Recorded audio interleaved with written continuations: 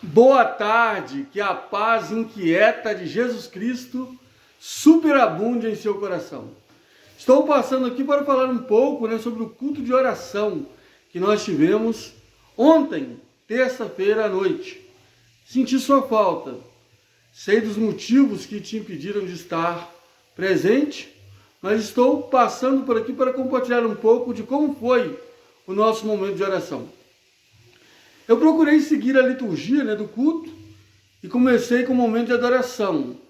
Pedi que a nossa primeira oração fosse de adoração, que todos estivessem orando, adorando a Deus.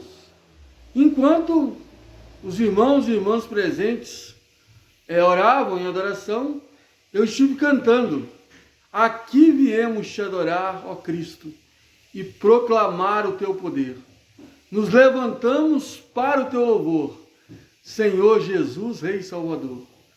Aqui viemos por amor a Cristo, aceite a nossa adoração. Que a nossa vida no altar de Deus confirme a nossa oração. Gatinha Meg está aqui do meu lado, né? Pois é. E depois eu pedi ao nosso irmão César que elevasse a Deus em oração, uma oração de adoração ao nosso Deus. Tivemos também o nosso momento de confissão, que eu pedi que cada um pudesse ir para um cantinho, para onde quisesse, e tivesse ali fazendo o seu momento de oração, de confissão a Deus. Enquanto isso, eu cantei aquele cântico: a começar em mim, Senhor, quebra corações, para que sejamos todos um, assim como Tu és um em nós. E cantei também: Senhor, formoso és, Tua face eu quero ver, vem limpar, brilhar, resplandecer o meu primeiro amor. Acende a chama, ó Pai, que uma vez brilhou. Vem limpar, brilhar, resplandecer o meu primeiro amor. Pedi, se não me engano, foi o Adenilton que orou pela confissão dos pecados. Tivemos ali então o nosso momento de louvor, onde nós cantamos: o culto hoje vai ser maravilhoso, esta alegria não vai mais sair, de maneira bem animada, com palmas. E depois cantamos um canto que a gente cantava muito na congregação, no ponto lá na rua Alberto Frediani, no nosso salãozinho, que é aquele cântico: eu sinto paz e gozo no meu coração. E aí tem até o gesto, me libertou, rompeu as cadeias, Jesus me libertou. Quando estou alegre, eu dou glória a Jesus. Eu pulo e bato palmas, eu dou glória a Jesus. E tivemos nosso momento de louvor. Aí nós fomos então para a palavra.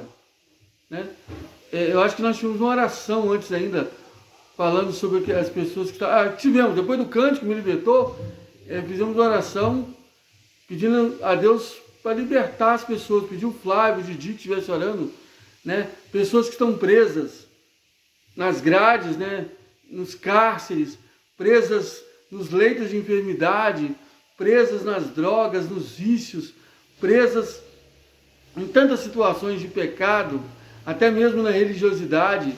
E durante a oração, o César orou também falando sobre a questão das pessoas presas. Acho que foi o César, se não me engano, alguém orou falando da questão das pessoas presas no casamento, mulheres vítimas de violência, vítimas de opressão no casamento. Foi um tempo de oração muito bom. E depois eu pedi para cada um falar de uma pessoa que ele não sabe onde essa pessoa está. E eu pergunto para você, e vou dar essa oportunidade para você agora também. Pense aí numa pessoa que você não sabe onde está agora. Pode ser até uma pessoa que você sabe onde estava ontem, um colega de trabalho, um amigo, um parente, mas nesse exato momento você não sabe onde está essa pessoa. Pensou? Eu não sei se alguém já compartilhou com você o culto, Espero que sim, mas se não compartilhou, eu estou compartilhando, e mesmo se alguém já compartilhou, estou agora fazendo isso aqui por meio de vídeo, e peço que você esteja pensando nessa pessoa.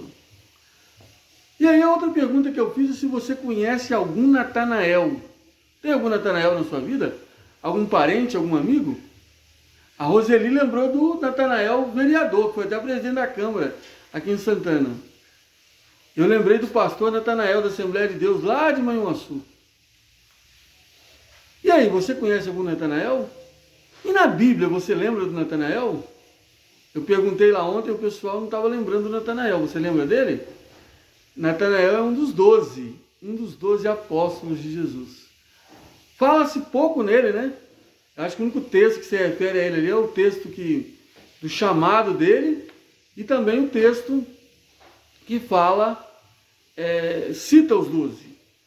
Mas no Evangelho de Jesus Cristo, segundo São João, capítulo 1, do 43 ao 51, nós temos a história do chamado de Filipe e Natanael. E alguns pontos que nós destacamos aqui. O primeiro é que Filipe, logo que foi chamado por Jesus, ele já partiu, né, para falar com Natanael. É questão missionária, né, de falar com outro. E ele fala com Natanael: encontramos aquele, né, a quem Moisés escreveu na lei. O Filipe é um cara, né, assim, só quando a gente fala, né, pode vir alguma coisa boa de tal lugar, de vez em quando eu brinco com a Nayane, né, pode vir alguma coisa boa de Itapevi, ou brinco com alguém de Pirapora, pode vir alguma coisa boa de Pirapora.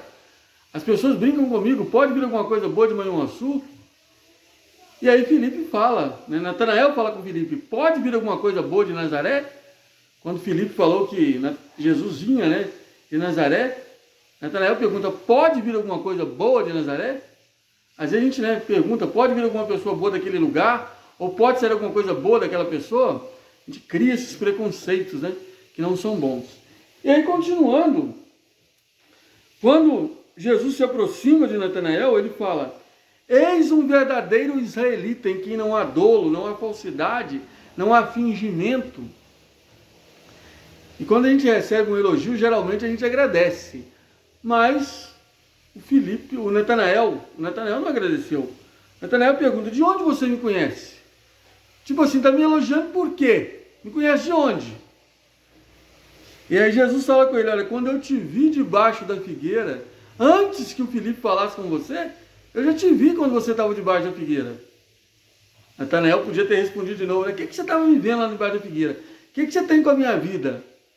Mas Natanael devia estar num momento íntimo, particular, ele debaixo da figueira, que quando Jesus pergunta para ele, quando Jesus fala com ele, né, afirma para ele: olha, eu te vi quando você estava debaixo da figueira, o coração dele se quebranta e ele fala: mestre, o Senhor é o Filho de Deus, o Rei de Israel. E Jesus fala com ele: só porque eu te disse que eu te vi debaixo da figueira, você está dizendo isso?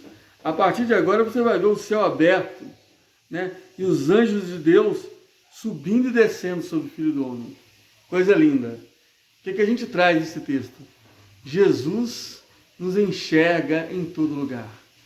Jesus nos vê em toda situação. Aquilo que está aí só na sua mente, só no seu coração, que talvez a pessoa mais próxima de você, a pessoa que vive com você no casamento não sabe, Jesus sabe, porque Ele está aí com você.